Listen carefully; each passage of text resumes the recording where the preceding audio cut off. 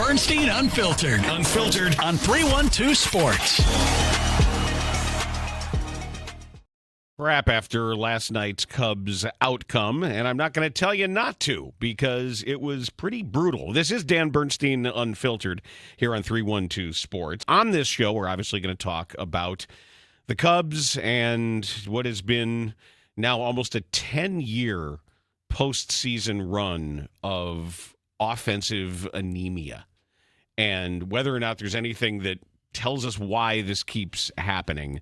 But I think the headline is the Brewers are a better team than the Cubs. Cubs might come back and win, but I think the Brewers are better at baseball than they are right now. So we're going to talk about Matty's experience at the game. He was our ambassador, our envoy for DBU, was there taking it all in. And I can only imagine once again, you had that first inning sense of, okay, all right, and then let's reset where the Bears are right now in Bearsdom, coming off of this very, very early bye, and looking at, frankly, what is a very different schedule than it appeared. And I don't know how many times I have to say this about everybody that goes crazy when the schedule comes out. And I know schedule releases and the memes and the social media is a big deal. But never draw sweeping conclusions from an NFL schedule before you know who's hurt.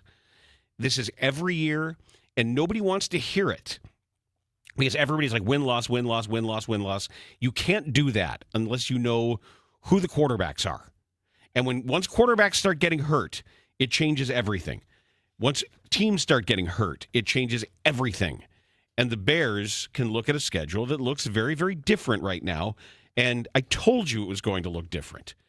I don't know that it fundamentally alters the arc of their season, whether it's playoffs or not, and it changes our narratives regarding Ben Johnson, but it's just yet another reminder, don't be stupid when schedules come out. We also had a fun little Monday Night Football game, and I think it says something last night that I found myself attracted to that game on my television, that there were times like, oh, yeah, I got to flip back to Cubs, where I had to remind myself, I mean, the Cubs game matters more. There's no question. It's a playoff game. It matters more. But how many hits did they have after the first inning? One? Two. 2 hits after the first inning? 2 after the first inning. Okay, because and then I started to feel like, all right, well, this football, it's a football game. Yeah. Football games are more entertaining than baseball games. Yeah, and it gave us one of the great offensive plays of the season. That was one of the best laughs, that his reaction to it and everything that should have come out of that I don't know if he did it after the game, but if I were Liam Cohen after that play, I would have made fun of Ben Johnson with a wink. You know what I mean? I would have said, oh, yeah, we call that stumble, get up, run. It is exactly how we drew it up. We practiced it over and over and over again. They got everything right. They got the step on the foot correct. He got the slip while getting up correct. It was all great. So we're going to get to that and hear what everybody had to say about it. But I do think we should start with another kick in the crotch for your Chicago Cubs and what it's meant to be a Cubs fan, because you're riding high. Suzuki hits a ball above the strike zone, 440 feet. And you're thinking, all right, 3-0. And then, of all people, it's Andrew Vaughn. Yeah, no, when it happened, I said what you texted me out loud. Well, it's funny. I'm sitting there, and I was like, Andrew fucking Vaughn. I got a text as I was texting you that, and you can look at the timelines here. My son texted me the exact 3 words. Those exact 3 words. Yeah. I mean, we all felt the same thing in that moment. And, Dan, from where I was sitting, so we were in the right field first base line all the way down in the corner. Okay. I mean, almost behind the foul pole. And that ball was it was really, really high. Well, you could tell by Ian Happ's reaction. And I thought, fact that he never gave up on it. I was like, it's not going out. I turned, Natalie's, she's nervous and watching it, and I'm like, that's not going out. It's not going out. And then it went out, and I'm like, you've got to be, and I'm Andrew fucking Vaughn. I mean, the guy, I think he's got an OPS of almost 1,000 with the Brewers. It's been amazing to see by leaving the White Sox and having somebody, I don't know, whisper a couple things in his ear about approach and about seeing the ball and about, I don't know, maybe not swinging at pitches outside the zone. Yeah, I don't know. Don't chase. Whatever's happened to him, it's made him a completely different player. It's so frustrating. And there are a few things worse, and the Cubs have really tortured you with the inability in the postseason to score. And their offensive constipation for the last decade is almost remarkable. Is it in 18 games since they won the World Series, did they score 4 runs once? I think one time, but yeah, they're scoring three or less. 3 or fewer almost every game. Single game in a large sample now over multiple managers, multiple players, multiple hitting coaches, multiple run environments.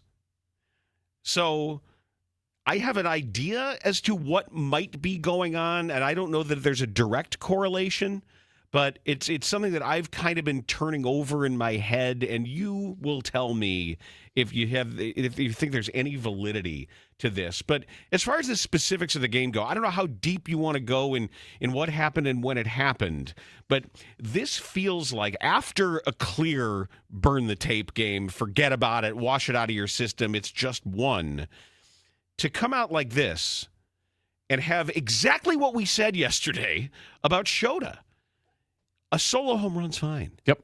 Don't give up multiple run homers by allowing guys on base. You strike the first 2 guys out. Yeah, it's the Cubs are winning 3-0. Shota comes to the mound. You're like, all right, let's see what happens. And he gets the first 2 guys on strikeouts. Looks sharp. And I'm like, great. I'm like, this is okay. This is something to cook with Working here. Here we go. Inside. Here we go. And then 2 guys get on, and then Andrew fucking Vaughn, and it's 3-3. And then he's obliged to give up the solo home run. Of course, to Contreras too, who I want to take a baseball bat to. Why? I just don't like him. I don't like him. I don't like him. I don't like him. His brother when he was doing the same I don't like stuff him now either. Team. They can all go to hell. You're a meatball. I am a meatball, and I'll tell you something. You might as well have your cargo shorts on and your backwards visor. Oh no, the bros in Milwaukee have stolen that from the Cub fans. What, old school ass clown? There are just like meathead meatballs wearing jerseys that are 2 sizes too small. It was arm day today, and backwards hats. They've taken that. They've run with it. But Milwaukee baseball fan bros. Okay. American Family Field is a great place. And I'm sitting there before the game starts. The field's empty, and I'm like, there really isn't anything better from a visual standpoint than a perfectly manicured baseball field. Like it's really pleasing to look at. And sitting there looking at this great field and just looking all around the stadium, like, God, I wish the Cubs had something like this. I like Wrigley. It's not my. It wouldn't be my top 10 of ballparks I've been to. I like newer stuff and bigger and better for the team. But whatever. It's a great place to go. And the city of Milwaukee, like American Family Field and its fans, have that kind of aw shucks, kind of like quaint small town. We're just a small town trying to scrap our way to something. Yeah, and it feels very minor league-ish when you're at games, and then the game starts. Are you saying that in a bad way, like? Well, now I am. Yes, okay. It's like a minor league environment in Milwaukee. You act like a minor league baseball team. Fine. You won the division 3 years in a row. Maddie, they're kicking your ass. The first team to make the playoffs the last 2 years, great. But you feel like a minor league team, and then the game starts. That minor league team is kicking your ass up, down, and sideways. Great. And what do they have to show for it? Where's the room where they showcase the trophies that they've won for the World Series? Yeah, I couldn't find that room last night at American Family. What, the Cubs have a room with 1 in it? It's more than the Brewers. Technically, it's more. So, yeah, technically it's more. But the game starts, and it's like all the women in the bleachers are. It's like being an 11U baseball game. There we go. Okay. No, it is. Come on, Joey. Come on, Joey. Hit the ball, Joey. You can do it, Jackson. Come on, Miz. You've got it. You've got it, Miz. Shut the fuck up. Stop acting like your mom's at an 11U baseball game. With the talk and Joey and come on, Jackson. His name is Joey. Yeah, but it's like, shut up. They sound like it's an 11U baseball game. Yeah, I like it. And here's the thing then this is what really got me.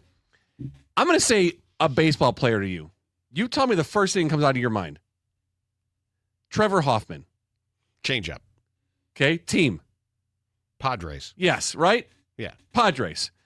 Did you remember he pitched for the Brewers? Yeah. Okay, But I mean, I didn't. I'd I have didn't to remember. think about it, but I don't associate him with the Brewers, right? No one ever would, with a fucking brain, would associate Trevor Hoffman. Why are you mad about Trevor Hoffman? Well, he comes out as one of the ceremonial first pitch guys. Okay. Cecil Cooper, fine. I mean, the guy had a Okay, let me just say, Cecil Cooper is mathematical approved. for Let me write the that down. Brewers. Yes. Okay. I bet you people of my age and younger don't remember that he played for the Red Sox because his career was built in Milwaukee. The 11 years he played there, great player. All right. Cecil Cooper, Robin Yount, okay. Milwaukee Brewers. Okay, Yeah. another Molitor, all right. another guy, Bob Uecker Jr. throws out a first pitch. Great, yeah, get it, Bob Uecker Jr. Great, love it, celebrate it, clap the guy. Here comes Trevor Hoffman, and they give this a microphone to fire up the fan. You're fucking Trevor Hoffman. You're a San Diego Padre. You're not a Milwaukee Brewer. You're not. So shut up. All right. Put the microphone down. Give it to a guy associated with the fucking Brewers. You had 2 years. One was a terrible fucking season in 2010. Matt. What? They're kicking your ass. I don't care. It's 2 games. There's 2 at Wrigley. There's 1 more game at Milwaukee. They win these 3. The Brewers can take their minor league fucking show to, like, I don't know, somewhere in Iowa and do a fucking game against the Iowa Cubs. Why not stay in Wisconsin? Why go to Iowa? Cuz, get the fuck out.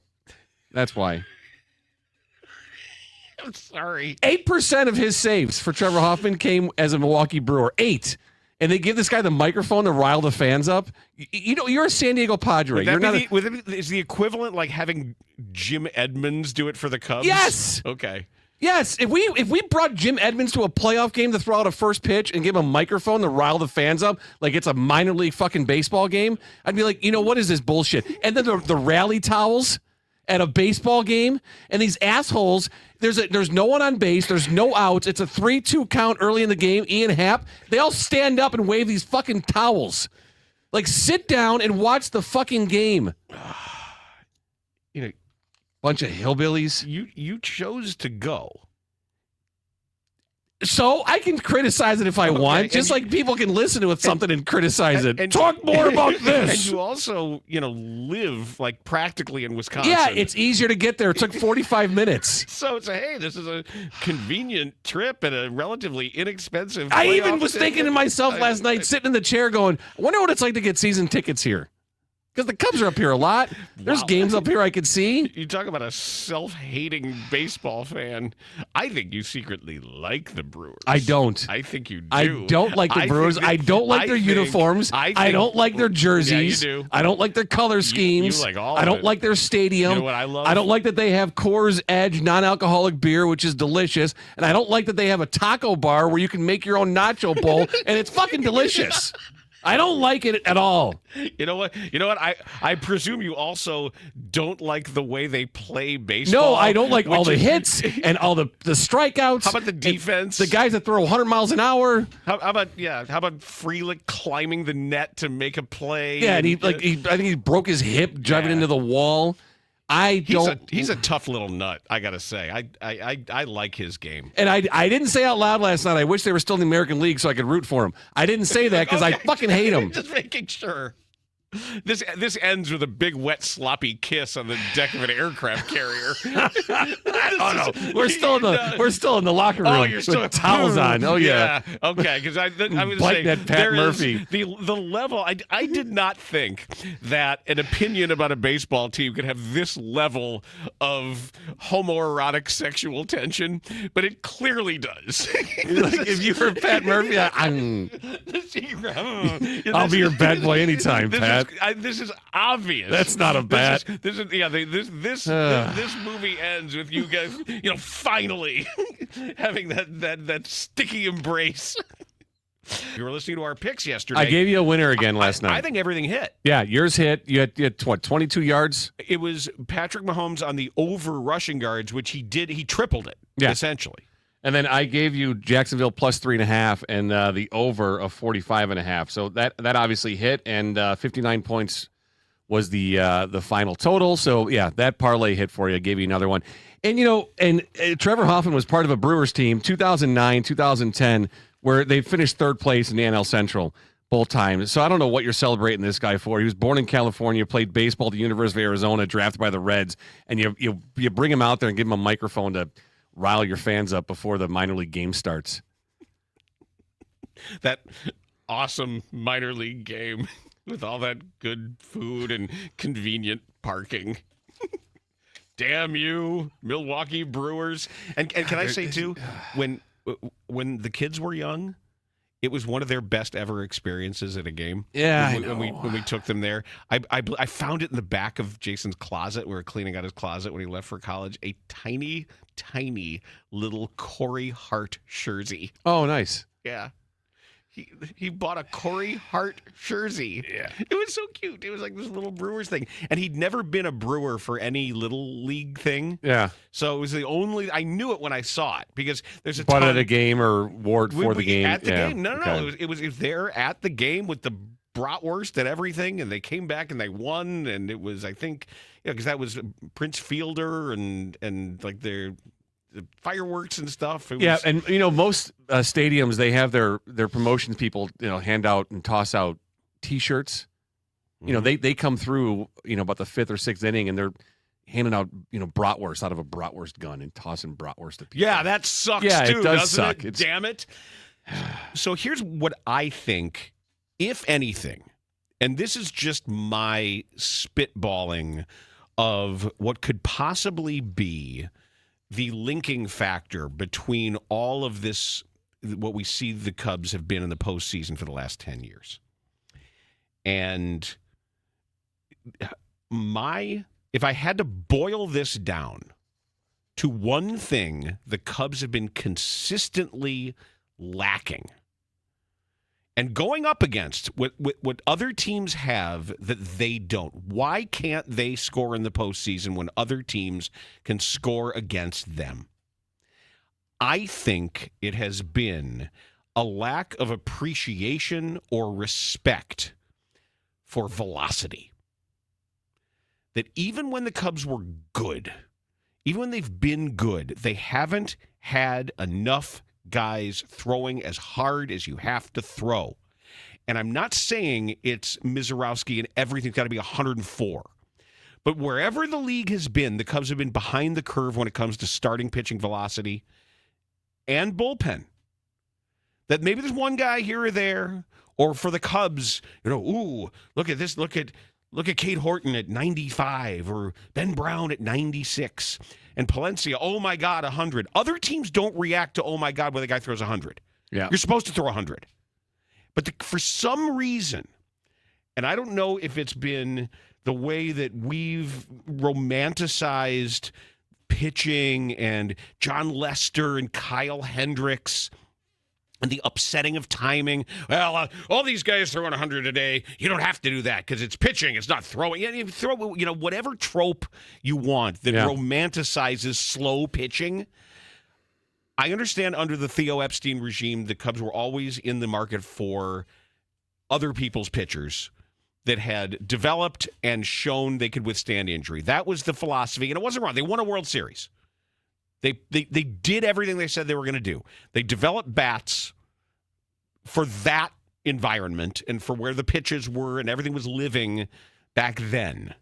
They did it, and they bought pitching when they needed to buy pitching. And now they started developing some pitching, but they're not developing enough guys that throw 99 or 100. Yeah, because you said that this playoff run so far, all MLB playoffs, more pitches of 100 or higher than any other postseason It's ever. not changing.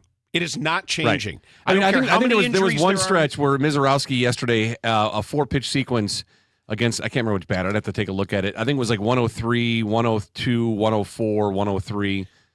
And this is a very, I admit to this being half-baked, that I haven't done the hard work necessary. But just from a sense of where the Cubs have been, it's been a lack of respect for the significance of MLB pitching velocity. Eventually, the hitters can figure it out. Did you see Jackson Chourio when Palencia is like, oh, you watch this? And Chourio's like, flick. Yeah. Flick. Yeah, he crushed that ball. That was absolutely crushed. As much as I thought Suzuki's was impressive. That was, yeah. Ooh, baby. Yeah. And that was just timed it up and murdered it.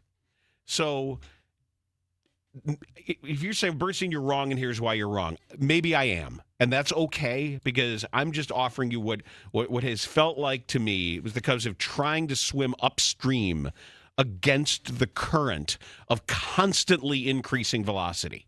And even those who've said, well, these pitchers will all get hurt, they do. And you know what? When they do, organizations have another guy who is throwing 100, who maybe you've never heard of, or maybe they plucked as a Rule 5 guy, right. Or maybe it was an outfielder in A-ball, but they saw the arm, and they make these guys into pitchers, and it's really, really hard to hit. And in the case of last night's umpire, apparently hard to see.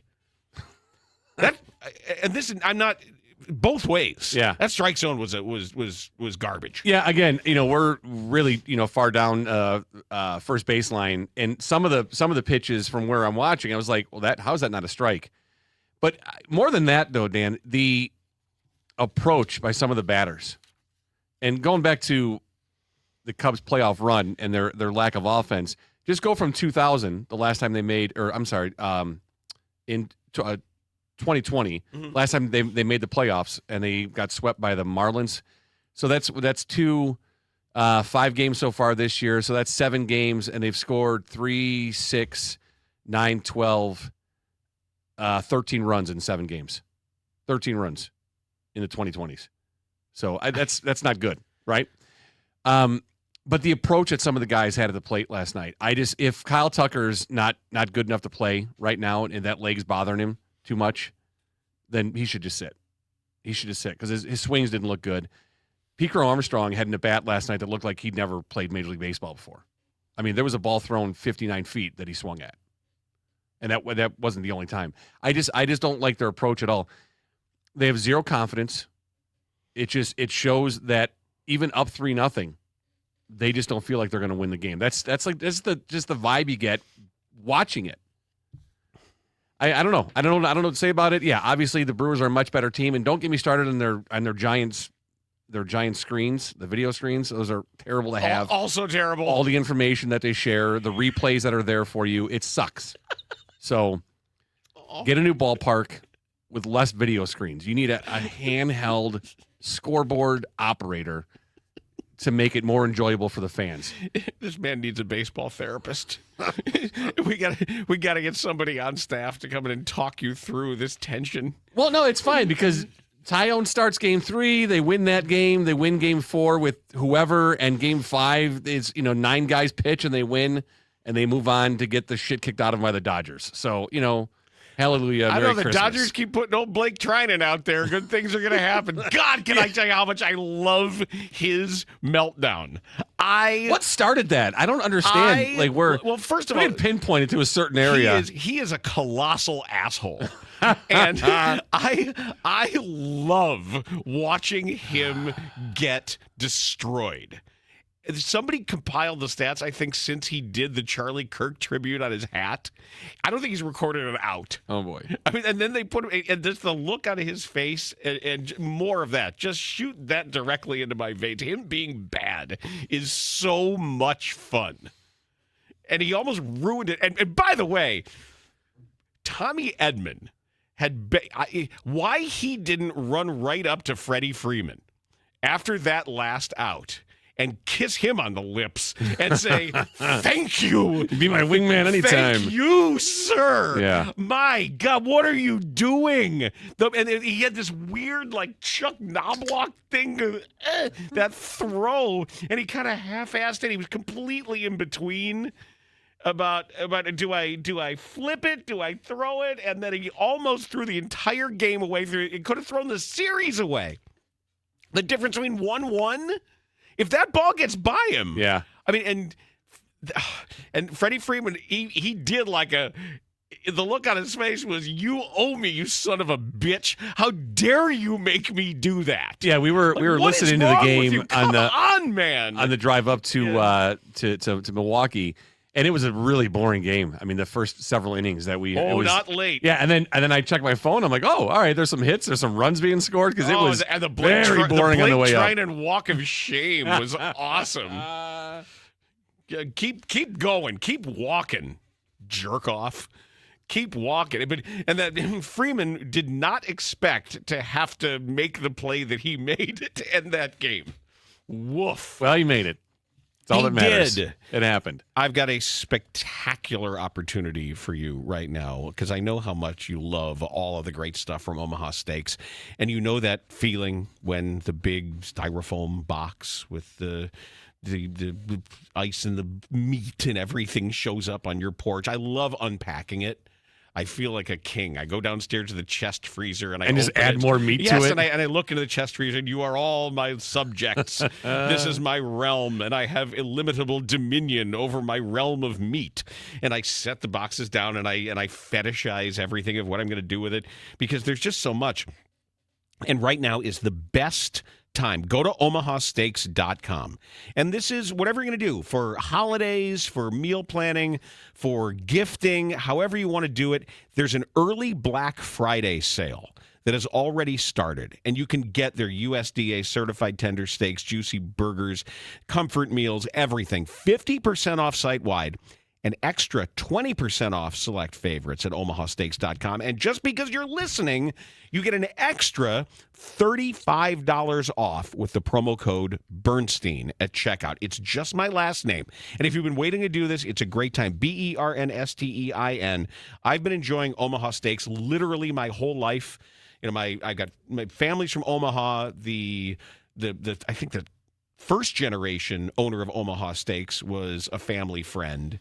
So I remember as a little kid what it felt like when the Omaha Steaks would arrive. And the early Black Friday sale is a perfect time to shop for the best deals. Grass-fed, grain-finished beef that has more marbling, exceptional flavor. It's the choice of steakhouses and professional chefs around the world. Omaha Steaks has been America's original butcher since 1917. So save big right now with Omaha Steaks. Visit omahasteaks.com. It's 50% off site-wide and an extra 20% off select favorites during the early Black Friday sale. And for an extra $35 off, that's not nothing. Use promo code Bernstein at checkout. Terms apply. See site for details. That's 50% off at omahasteaks.com. Promo code Bernstein at checkout. All right, I feel a lot better. Good. I feel better. I got that off my chest. Good. I'm just so bummed out. It sucks. By those games. It's awful. It's awful to watch. Well, it is a stark message that's being sent that this is a systemic issue with the Cubs that is much more than their manager. And Craig Counsell is taking, Cub fans don't like him. Brewer fans don't like him. Yeah. I think this is beyond managerial decisions. I really do. I think the Brewers have assembled a much better baseball team. Well, clearly. I think the Cubs have tried to do some things on the less expensive side. And their big ticket move to get Kyle Tucker to trade away Cam Smith in a big deal hasn't paid off at the most important time. That's a fact. That this thing, for whatever it was, this is why you have Kyle Tucker. This is why you got Kyle Tucker. You are in the NLDS. And now it was time for the guy who's supposed to be your best player to be your best player. It turns out Pete Crow Armstrong was your best player, and he's disappeared too. He's disappeared. Except in the field. He's been terrific in the field. Fantastic in the field. He's the best center fielder in baseball, and they might have the best defense up the middle. And I should not discredit Don't diminish that, yeah. It's a big deal to be that good at defense. For sure. But Kyle Tucker had disappeared after the first half of the game. He's just not healthy the first half of the season.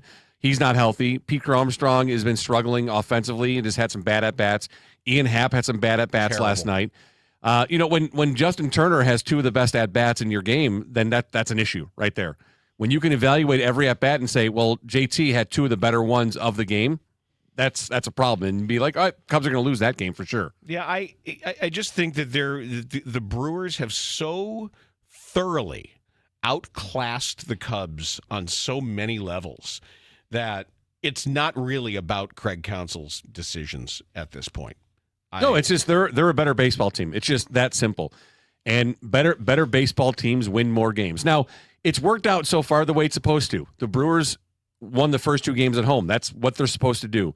The Cubs have 2 chances now with the fan base behind them to be loud and give them the energy that they always talk about to win the next 2 games, and you tie this up and you go back to Milwaukee for 1 game. And it's 0-0, winner takes all, 1 game. That's what you're playing for. You have to win these next 2 at home. I mean, it's just that simple. And that's how it's supposed to work out. The Brewers were the best team in baseball record-wise. They get 3 games out of the 5 at American Family Field. But you talk about approach, and you start to feel like every Brewer plate appearance is going to just pain your ass. Yeah, it feels like it's just filled with such confidence that it doesn't matter what the game situation is, who the pitcher is, they're going to get barrel on the ball. It's relentless. Yeah, it is. They foul off pitchers' pitches, too. It's really frustrating. And the way they play defense and hustle, they caught 3 balls yesterday on the side walls.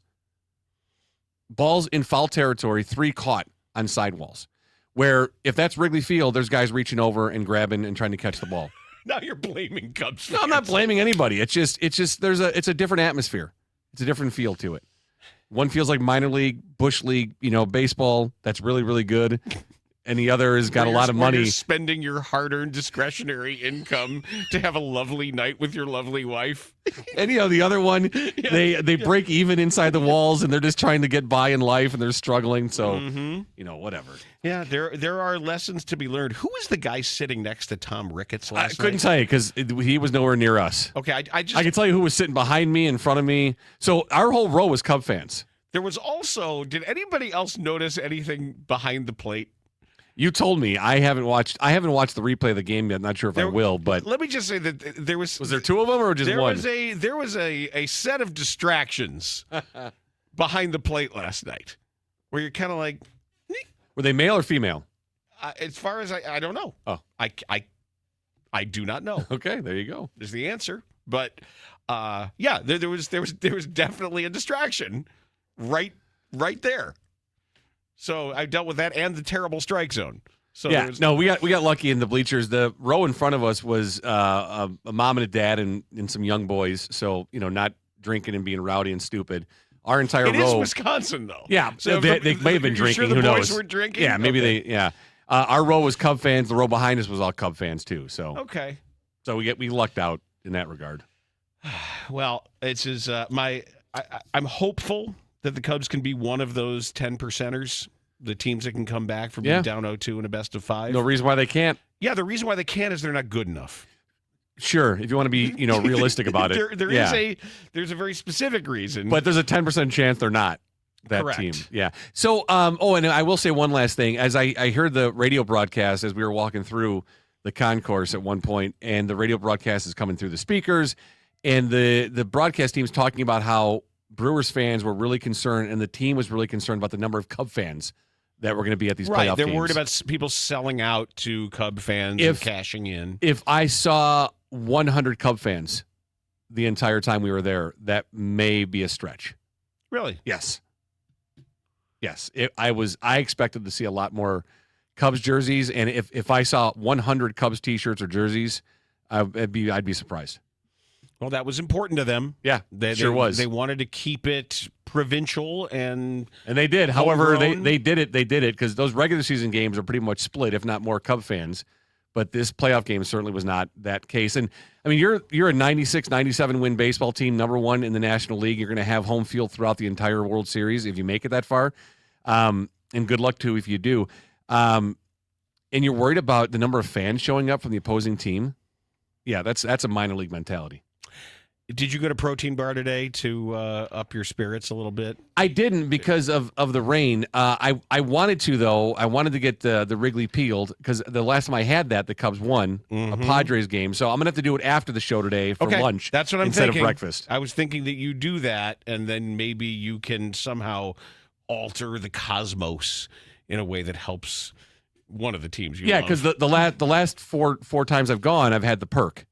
Which is it's the chocolates and the almond milk and the espresso. It's a great way to start the day. I know that my daughter loves the PB&J shake. That's their organic peanut butter, blueberry, strawberry, organic agave, vanilla whey protein, and almond milk. That's 21 grams of protein packed into there. And Protein Bar and Kitchen, whether it's pre-workout, where you need a little energy post-workout, where you're still in that protein reuptake window, or just a way that you can, in the middle of the day, have something that gives you energy and you can still feel really good about yourself. Whatever meal it is, there's breakfast options, lunch, dinner. I think you've said this before. You could eat every meal at Protein Bar and Kitchen, and they're everywhere you need. There's 15 locations, almost all of them in the Chicagoland area, including Northbrook and Oak Brook, and they've got something really cool going on right now. And we are about to tell you something very special that is starting right now. It's 50% off at Protein Bar and Kitchen because you're listening to Dan Bernstein Unfiltered. If you use the code DBU50 in their app, you can get 50% off your next visit on orders with a max value of $25. It's exclusive to the Protein Bar app. So you can do this and enjoy their new fall menu. What is it, the new fall menu? Well, how about the Miso Salmon Bowl, what they call their Smashing Pumpkin Shake? They've got a Boo Berry Halloween Shake. And with DBU50, you can do this. Just open the app on the main navigation at the bottom, hit More, then enter promo code, hit the code, hit Submit. And when you check out, it's apply available offers at the top of the checkout screen. Attach the offer. It's not applicable on delivery or catering orders, not applicable at the Protein Bar airport locations. But do this on the app, and then you can get 50% off your next visit. Yeah, and I'm gonna have to try the Smashing Pumpkin Shake. Actually, I think for the fall time, we went to the Northbrook location about a week ago for dinner, and I had their chili, and they serve it over quinoa, organic quinoa. It's unbelievable. But I'll tell you what, download the app right now. I mean, even if you're not going to go like every day, like I've been going like a lunatic. Get the app because the rewards and the perks that come through the app, you have to have it. Like you're throwing money out the window if you don't download the app. They reward you for going. They give you things for going and being there as a customer. You have to download the app. I'm telling you, do it, and then you could use DBU50 and get 50% off your order through the app. So download the PBK app right now. And for those of us who avoid carbs during the day, just because it's a choice, like this breakfast, for example, the bacon, egg, and cheese scramble. Yeah. They scramble eggs in grass-fed ghee, which is clarified butter. Yep. So imagine eggs scrambled in grass-fed clarified butter with crispy turkey bacon and cheddar. That's a breakfast of 36 grams of protein. Yeah, that's huge. Yep. That's huge. And it's unbelievably delicious, too. I've had the Mexicali burrito for breakfast a couple times. It's so good. All the food is so good. I love the protein shakes, though. It's so quick and easy. If you need it for a quick lunch or a quick breakfast to start your day. And that perk one I love with the espresso in it, because it's like, think of going to a fancy coffee shop and getting like a fancy coffee drink that's loaded with sugar and like 2,000 calories. This is not that. It tastes better, it's better for you, and it's a great way to start your day off. And you can be full without feeling like, oh, God, I just had... Not regretting it. I just had dessert for breakfast. It's not dessert for breakfast. No. Right? That's what those fancy coffee things are. Of course they are. This is not. This is a great way to start your day, and I love it. It says, and at the one I always go to, it says 0 bad choices, and that's what PBK is. Protein Bar and Kitchen. When you tune in later today to Forward Progress, you're going to hear a lot of extensive Bears talk, because now it's on. The bye is over. They are getting back to practice today, and we're going to get into some detail of where they are. I would say, though, just looking at the overview of the Bears at the moment, they're okay. They're okay. It's not great. It's not some sort of shocking national story. Ben Johnson takes over and look what they're doing. For example, that the Jaguars win last night for Liam Cohen. It's huge. They got something going on down there. It's a huge win. That puts them at 4-1. That's a significant win over a Chiefs team. That was a hell of a, and like I say, I found myself stuck on the football game when the Cubs aren't going to get a hit. They're not going to get a hit. Then I would check back, and I'd flip back, and I'd flip back, and I'd flip back. But it was hard to flip away from that Jags win when you've got dueling drives at the end of the game and people falling all over the place. But this Bears thing, I do think it is an important game. It's important for them to play well. It is important for them to come out of the bye and do something other than other Bears teams have done out of the bye. Make it matter. That's what I would say to the Bears. Show me that this extra time matters in how you go about things. Yeah, and when we get into Forward Progress, so make sure you subscribe to both shows, DBU and Forward Progress, 2 separate YouTube channels. Subscribe to both. Hit the bell icon so you get the alerts for both channels as well. For when we go live, you want to be alerted by that. But we'll get more into it. But the Bears used this bye week, Dan, as a way to self-scout. That's what teams always do. And they wanted to evaluate the first 4 games. And what I've read on their website was about using those first 4 games as like a secondary preseason to understand who they are, what they have, and where they can go, what adjustments need to be made. All right, so that tells me that they're going to make a change at left tackle for sure. I hope so. That tells me, using in that context, that you come out of this knowing that Braxton Jones has lost his job. So what I want to do in Forward Progress and what we will talk about is we're going to use the first 4 games and we're going to scout the Bears and we're going to share what we both think we know about the Bears. What do we know about the Bears through 4 games? What do we know for sure about them? And I also, on Forward Progress, want to get into Roma Dunze specifically. Because if you remember one of our early shows, we talked about the expectations for Rome. For him to emerge as the number 1. And I have the numbers that you have for him for the season, and I have my numbers. Oh, and we're gonna take a look at. I have them. We're gonna take a look at what he's on pace for, and what that compares to our expectations for his second year in this league. So that's gonna be fun. I know I'm light on touchdowns. It's gonna be fun. Fun, not for me. No, dude. Okay. Listen. I mean, no one expected 5 touchdowns through 4 games. Right. He's way ahead of pace.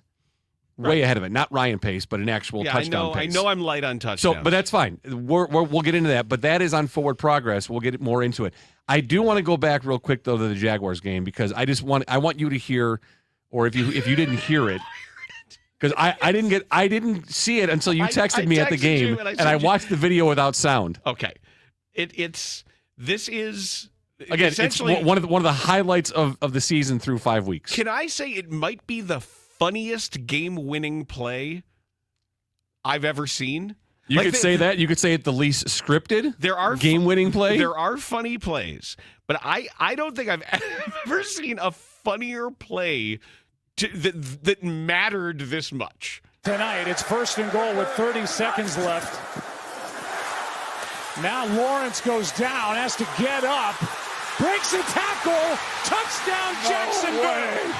The center, I think, steps on his foot, or the guard. It's the right guard. That's what happened. Steps on his right foot as he's trying to come out, and it looked like he was dead in the rights.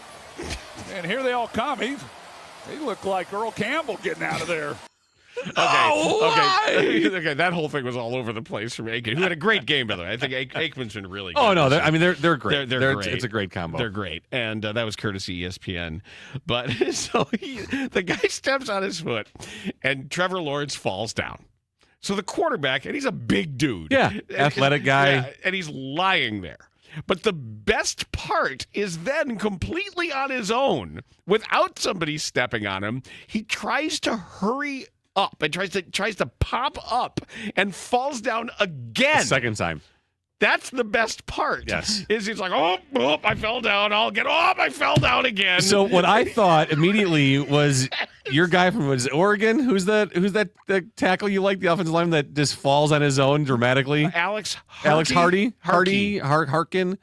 So that's what I figured that he looks like. He just falls down on his own. No, and then he gets up. He's like, oh, okay, I'm still here. I can go over here. I scored a touchdown. How was no one on top of him at that point? I don't know. And he breaks a tackle. Yeah, you had it well blocked. He kind of threw a guy off of him, but it was the second fall was just because it looked like something that would happen to the Bears. It looked like something like, oh no, Nick Foles fell down or something.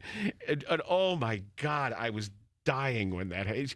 I saw it was in Blue Sky where someone said this was as if the butt fumble had a happy ending. Oh, and we should mention, speaking of Mark Sanchez, that if you were listening to this show yesterday when we were talking about that insane story, that since we last left you on Dan Bernstein Unfiltered, that charge was upgraded to a felony with severe injury. And good for the cops. And good for the DA and whoever made the decision, actually seeing the photos and seeing how badly this guy was hurt, to say, wait a second, this is not a misdemeanor. This was not a scuffle. Yeah.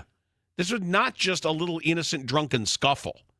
A little fight in a bar where a couple guys start shoving each other and somebody falls on a pool table. I mean, this is a 69-year-old man that got manhandled by a 38-year-old former NFL player. It's real bad, and we're still waiting to hear more about what's going to happen here. And there's more video that's coming out of Sanchez staggering around, bleeding. Well, they recorded each other before they got physical. And, obviously, so the police got his phone, and I would love to see what those videos are. Like, what are you doing? What is going on in your brain? I'm telling you, man, alcohol is going to get you. It is either alcohol or it's more than alcohol as far as substances go. Okay. And I know there's some speculation that there are other drugs, especially when he sort of was immune to pepper spray.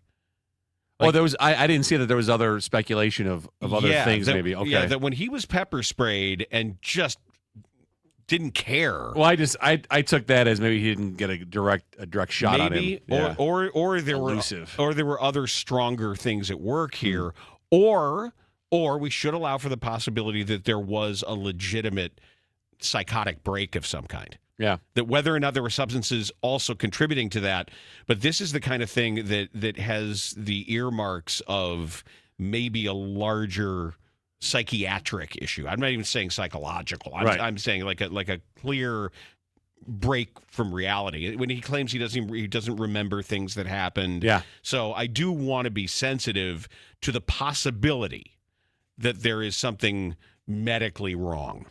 And talking about how good Buck and Aikman were, and the fact that Mark Sanchez was supposed to call the Colts game the next day, they get Brady Quinn to fill in because he obviously can't do it.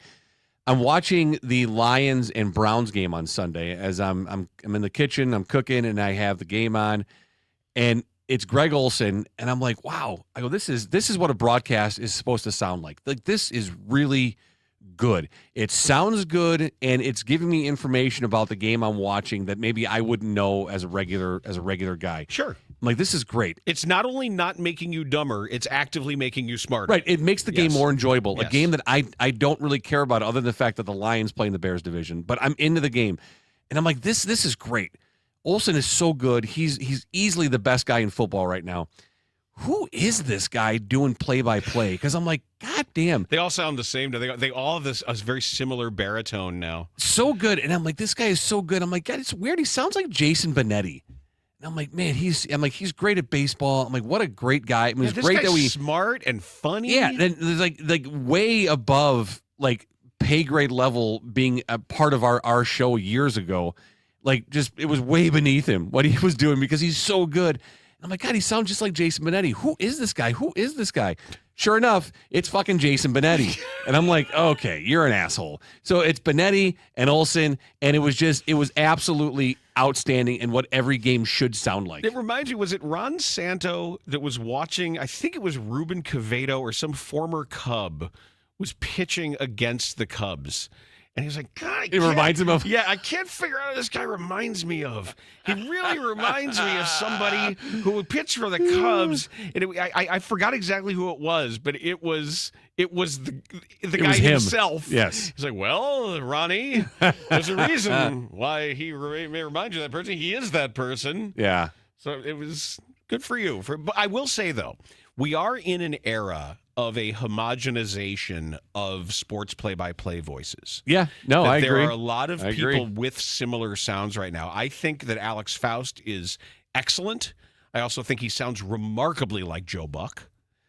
I think that Wayne Randazzo sounded a lot like Adam Amin. Yeah, that there has been a vocal timbre that has been prized now. It's part of the, ESPN would always find these, Dave O'Brien and Dan Schulman, and there is a baritone nature to I don't have it, but there is a nature to a lot of these play-by-play guys. It's one of the reasons I like Brian Anderson. It's another Brewer guy, right? Who another reason to like the Brewers and hear their regular voices. Brian Anderson is very, very good. that when somebody does have a little different sound, it's notable. Like who's the ESPN basketball guy with the high, Ryan Ruocco? Mm-hmm, sure. Who does WNBA stuff? Yes. Oh, okay. Yeah, and NBA, and he's really good. Yeah. But he doesn't sound like all the rest of these guys, which does set you apart. Yep. A little bit when you don't have the big broadcaster pipes. Yeah, I had totally forgotten that Jason does NFL games, and I was like, man, this is so enjoyable. Who is this guy? Who is it? And it's Benetti. If you didn't listen to the DBU episode from last Friday with Wayne Randazzo, You should. I'd encourage you to do it because it's a great baseball conversation. His knowledge is it's great. He shares a lot, has a lot to say about all the playoffs teams. We talked about the whole playoff setting that going into the weekend. Really, really enjoyable. If you don't remember Wayne, he was at the Score with us. He went on and did 8 years with the Mets and Mets radio, did some fill-in, did pre and post, and then he's in his third season, just finished his third year with the Angels. So he's doing Angels TV play-by-play, and he's fantastic. And it was just a great conversation. He shares a lot of great knowledge, a lot of great information. So check that out. But Jason Benetti just did a fantastic job, and that was such a fantastic broadcast to listen to. Something that I was reading regarding college football that is going to merit a little bit of time. Check out WRAL in Raleigh has a huge story about what's going on in the University of North Carolina program under Belichick. Oh, boy. And what a complete pig fuck it is. Oh, really? It is as bad as you think it is with how they've carried themselves. And it doesn't even mention, is it Jordan Hudson? Doesn't even mention the girlfriend.